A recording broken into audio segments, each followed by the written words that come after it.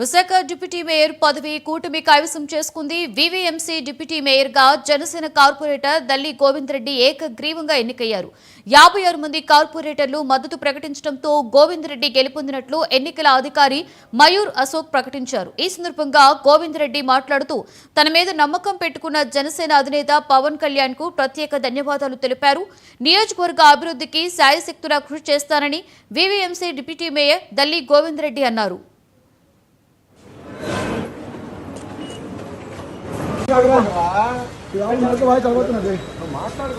అంతే కదా.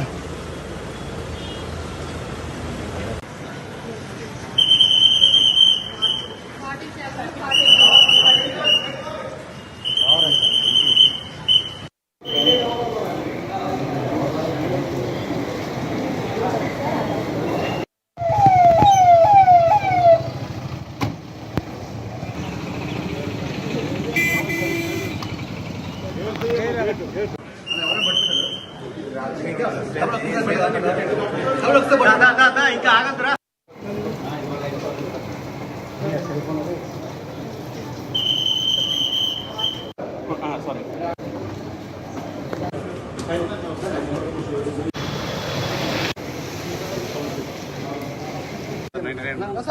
వెనకొస్తున్నాను.